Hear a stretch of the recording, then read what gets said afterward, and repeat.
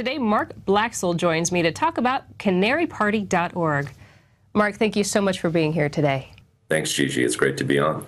So tell us about canaryparty.org. Well, Gigi, the Canary Party is a movement that was created to stand up for the victims of medical injury, environmental toxins, and industrial food. And we're really concerned about the just horrible explosion in childhood illness, vaccine injury, chronic illness across a number of population groups in America. And we're trying to do something about it. When did you get involved with the canaryparty.org? Well, we've only been at it for a couple of years. I've been involved in activism for longer than that. I have a daughter who was diagnosed with autism about 15, 16 years ago, and so that was the wake-up call for me. I started just trying to do the normal things that a responsible parent would do. I got involved in science policy. I wrote some scientific papers. I ended up writing a book on autism called The Age of Autism. Then we started realizing that information is the battlefield. We started our own blog called theageofautism.com. And then I think increasingly realized that these issues aren't about the science, they're about politics. And we are fighting with pop guns against a lot more powerful people. And the only thing we can do is recognize that it is political and to try to mobilize politically, mobilize at the grassroots. There are a lot of us, and try to recognize the nature of the struggle that we're in. So that's how we started the Canary Party. And we've only been at it for a short while. At what point did you notice that the vaccines were actually causing a problem? When did you have that awakening? Was it one particular thing that hit you? Well, the awakening, Gigi, was, when your own child is injured, and when she was born perfectly normal and developing beautifully and developing speech and socialized and all that sort of thing. And then when you see your child go away, and then you get just almost it's not a death sentence, but it's a sentence of lifelong disability when you get a diagnosis of autism.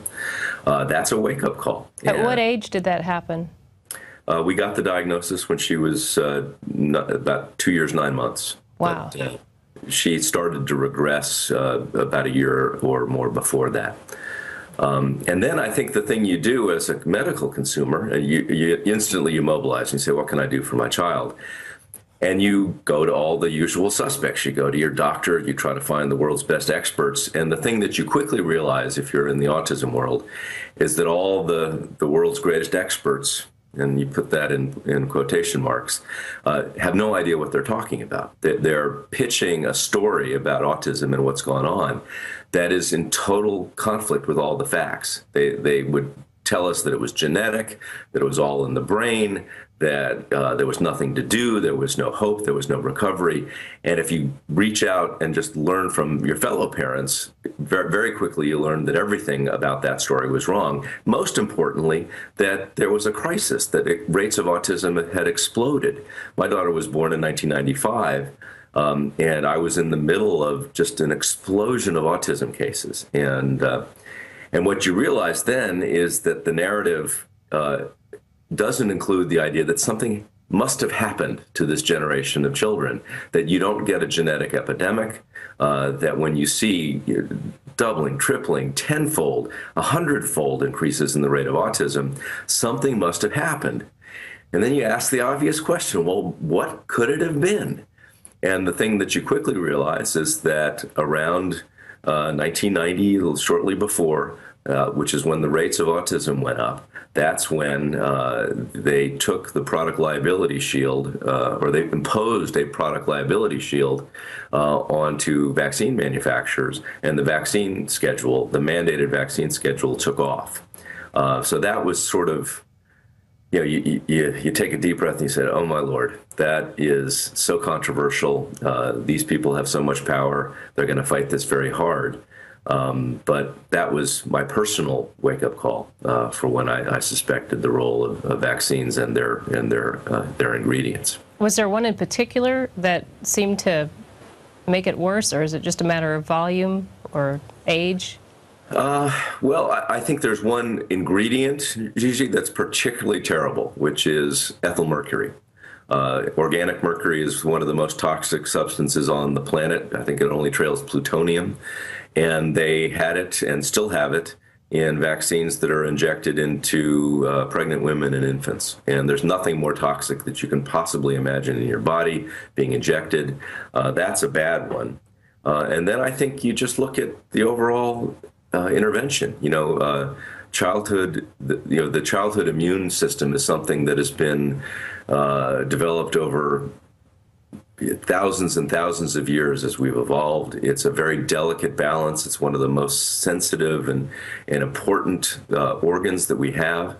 And we've decided as a health policy to impose this massive human experiment, which is this explosion in the intervention in childhood immune development. And we've never tested that intervention for safety. It's kind of nuts. So I think the overall intervention and the explosion into this bloated childhood vaccine schedule that we've got is also pretty suspect as well. Is there something in particular that they tell you, oh, you have to have it by this age because? Is there some kind of rhetoric that they're using? I mean, what's the hurry to have an infant vaccinated like that? Well, they tell you that you have to get everything right on time. They don't discriminate. Once you get a vaccine on the schedule, they're all in. They don't make distinctions about which one is more important than any other. I think that that there are some vaccines that are important. I am not an anti-vaccine person. I believe that vaccination probably ought to be rare but safe. And I think a lot of the things that we vaccinate against don't really require vaccination. But one of the ones I like, for example, is the rubella vaccine. If we had circulating rubella in the population, a pregnant woman who is infected with rubella will pass on some real risk of chronic disability to their unborn child. And so I think rubella vaccine is an example of a good vaccine, but there are a lot of them that are just nuts. But the public health authorities defend all of them as if every one of them is just the greatest gift to mankind. Well, first of all, what is the excuse that they're saying they have to have mercury inside of these vaccines? Has anyone actually confronted them legally with this is mercury, it doesn't need to be in here? Has that happened? Well, I think it's basically cost saving. Mercury is a preservative, and it allows you to have jumbo packs of vaccines so that you can reduce the packaging cost. Yeah, but you could have a jumbo pack of plutonium. I mean, it doesn't mean it's right for the child.